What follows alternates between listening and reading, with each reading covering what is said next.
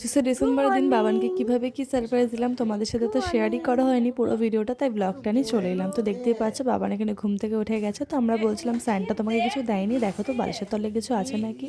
তো এরপরে বাবানের রিয়াকশনটা তোমরাই দেখে নাও।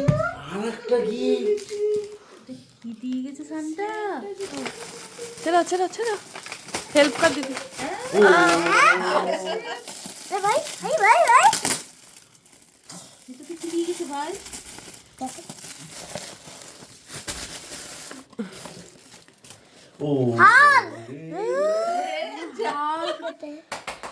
বাবা বাবানকে স্যান্টা দিয়ে গেছে।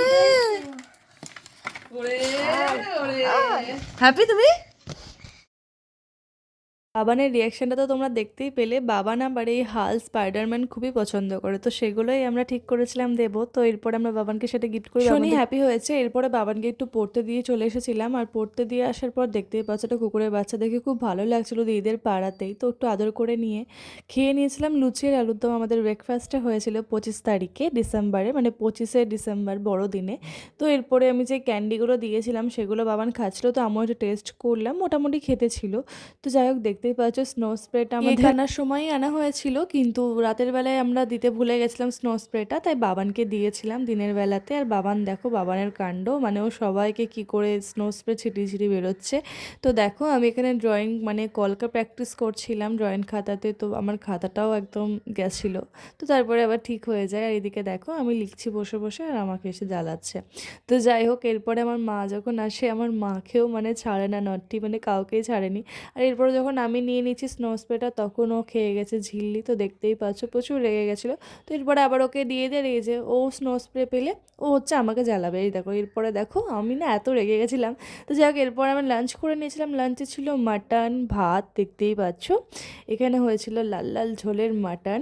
তো আমরা ফ্যামিলির সাথে খেয়ে নিই। আর এরপরে আমরা সন্ধেবেলায় ঘুরতে বেরিয়ে পড়েছিলাম, যেহেতু বড় দিন তো আমরা ঘুরতে বেরিয়ে পড়েছিলাম। আমার মা কোথাও যেতে চায় না চট করে, তো আমার মা বাড়িতেই ছিল।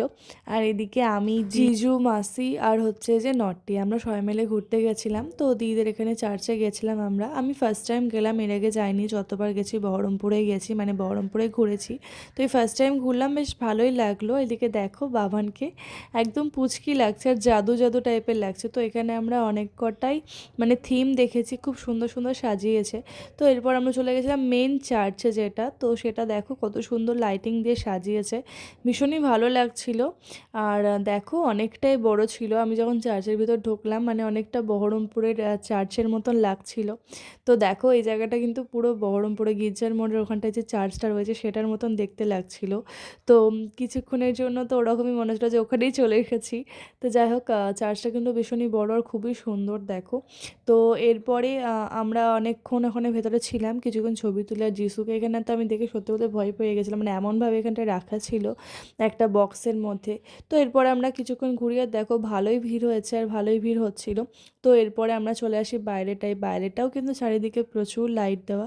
আর রিয়েল লাইফের স্যান্টা কিন্তু আমরা দেখে নিয়েছি, দেখতেই পাচ্ছ এখানে স্যান্টা দাদু দাঁড়িয়ে আছে, বেশ ভালোই লাগলো। বাবানকেও চকলেট দিল, সব বাচ্চাদেরকেও দিচ্ছিল। তো এরপরে আমরা কয়েক কটা আরেকটা থিম দেখি, মানে কয়েক কটা থিম দেখি এখানে যেমন মাঠে হয়েছিল। তো সেই সব দেখেই আবারও মানে আমরা বেরিয়ে গেছিলাম। আর রাস্তায় দেখো কত সুন্দরভাবে সাজিয়েছে টুনি লাইট দিয়ে, এটা দেখতে কিন্তু ভীষণ ভালো লাগছিল। আর প্রত্যেকটা বাড়ি মানে এটা যেহেতু খ্রিস্টান পাড়া, তো প্রত্যেকটা বাড়ি মানে আলো করে রেখেছে, তো এটা দেখতে খুব ভালো লাগছিলো। এটা কিন্তু বাড়ির মধ্যেই কিন্তু কব্বরটা দেওয়া রয়েছে, দেখো খ্রিস্টান এটা। তো যাই হোক দেখতেই পাচ্ছ বাবানকে এই স্পাইডারম্যানটা দেওয়া হয়েছিল, তো সেটা নিয়ে ও খেলতে ব্যস্ত। আর এই স্পাইডারম্যানটা বেশ দেখতে বেশ ভালোও লাগছিল। তো যাই হোক এই ছিল ভিডিও, দেখা হবে আবার অন্য কোনো ভিডিওতে, ততক্ষণের জন্য টাটা বাই বাই।